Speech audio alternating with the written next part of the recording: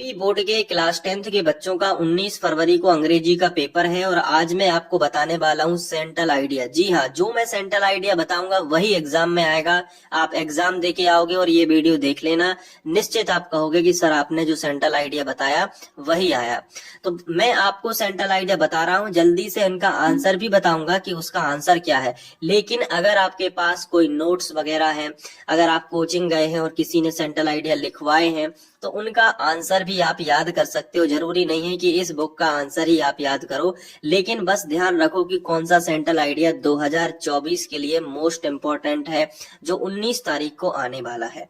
तो देखिए, पहला जो सेंट्रल आइडिया है वो है ये वाला। देखिए आपके सामने स्क्रीन पे है, right the central idea of the poem a tiger in the zoo.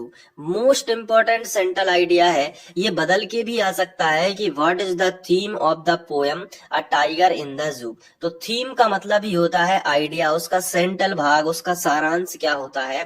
तो आपके सामने देखिए आंसर भी मैं आपको दिखा रहा हूं, तो आप वीडियो की क्वालिटी बढ़ा के अच्छे क्लियर अक्षर दिखेंगे। 720 कर सकते हो, 480 कर सकते हो।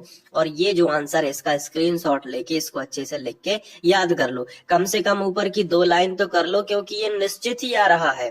अब बाद में मत कहना मुझसे कि सर आपने कुछ नहीं बताया। देखो, मैं आपको जो कुछ बताऊंगा वो पेपर में आने की संभावना काफी ज्यादा रहती है। गणित के पेपर से आप अंदाज लगाइए कि अंतिम समय में पढ़ने के लिए मात्र 15 क्वेश्चन दिए थे, उसमें से 4 क्वेश्चन टोटल एग्जाम में आ गए। यानी आप कर लेते तो 75 प्लस आपके चले जाते अगर अंतिम समय में भी पढ़ लेते। बाकी जो रेगुलर बच्चे पढ़ते हैं तो उनके तो नंबर आने ही हैं। तो इसलिए मैं कह रहा हूं कि ये वाला सेंट्रल आइडिया जो है इसको बहुत अच्छे से कर लेना। अंग्रेजी के पेपर के लिए मोस्ट इंपॉर्टेंट सेंट्रल आइडिया है a tiger in the zoo. कर लोगे ना? बताओ कमेंट करके, कर लोगे ना? कमेंट में बच्चों के जवाब आने चाहिए कि जी सर कर लेंगे central idea the tiger in the zoo. मैंने अपनी ऑफलाइन के कोचिंग के बच्चों के लिए भी बता दिया है।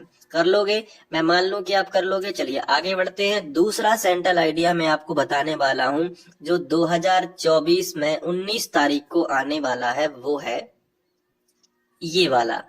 What is the central idea of the poem fire and ice? अगर आप ये 2 सेंट्रल आइडिया कर लेते हैं तो इनमें से एक जरूर आपको एग्जाम में फंस जाएगा। और आप सेंट्रल आइडिया करने का फायदा ये होता है कि फायर एंड आइस हो गया, चाहे टाइगर इन द जू हो गया, अगर उनके क्वेश्चन आंसर भी आएंगे ना, तो अगर आपको कोई क्वेश्चन का आंसर याद नहीं होगा और आपको शब्द दिख गया फायर एंड आइस, तो आपको कुछ नहीं आ रहा तो फायर एंड आइस का सेंट्रल आइडिया ही लिख दीजिए उसमें। तो उसमें आपका 70% चांस होता है कि वो आंसर आपका सही निकले, क्योंकि फायर एंड आइस का आपको सेंट्रल आइडिया याद है। ठीक है बात। लेकिन फायर एंड आइस से मान लीजिए कोई दूसरा क्वेश्चन भी एग्जाम में आ गया, तो सेंट्रल आइडिया तो आपने लिख दिया, लेकिन फायर एंड आइस से कोई दूसरा क्वेश्चन आया है और आपको वो याद नहीं है, तो ये सेंट्रल आइडिया की कुछ कुछ लाइन आप लिख सकते हो। तो ये सेंट्रल आइडिया याद करने का एक फायदा अलग से होता है। सेंट्रल आइडिया मतलब उस पोयम का पूरा सारांश क्या है। अब वो चीज अगर आपको याद है तो उसका कोई भी क्वेश्चन आएगा तो आप दिमाग लगाइए कि अगर आप ये लिख दोगे तो कहीं ना कहीं कुछ तो मैच हो जाएगा, जिससे आपको नंबर मिलने के चांस रहेंगे। इसलिए मैंने 70% की बात आपको बोली है। तो 2 सेंट्रल आइडिया 2024 के लिए याद रखना।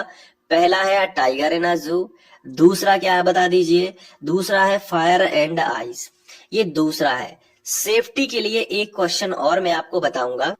ये जो डस्ट ऑफ स्नो है ना आपकी पोयम, इसका भी अगर हो सके तो सेंट्रल आइडिया याद कर लेना, लेकिन इसके आने की संभावना 10 से 20% ही है।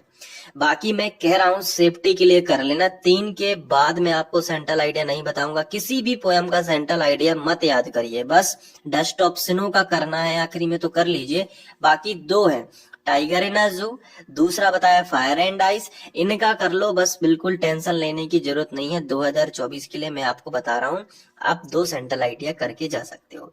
बाकी सेफ्टी के लिए अगर आप रिस्क नहीं लेना चाह रहे हो तो डस्ट ऑफ स्नो का भी आप कर लीजिए। बाकी जिनको कम याद होता है वो 2 ही याद करके जा सकते हो। ठीक है, तो इस तरीके से आप जो है सेंट्रल आइडिया की तैयारी कर लीजिए। इसके अलावा आपको और किस बारे में वीडियो चाहिए कमेंट में जरूर बताइएगा। और 19 तारीख के लिए प्रॉपर धाकड़ तरीके से तैयारी करते रहिएगा। मैं आपके साथ हूँ, कोई भी मोटिवेशन हो मैं वीडियो के साथ में आपको देता रहूंगा। पढ़ाई में कोई कमी नहीं होनी चाहिए। आखिरी समय में, अंतिम समय में पूरा जोर लगा देना है पढ़ाई के लिए। मिलते हैं नेक्स्ट वीडियो में। ऐसे छोटे छोटे वीडियोस के जरिए आपको मोटिवेट भी करूंगा और आपके लिए गाइड भी करूंगा कि कैसे आपको 19 तारीख के लिए पढ़ना है और बाकी पेपर के लिए। Thank you.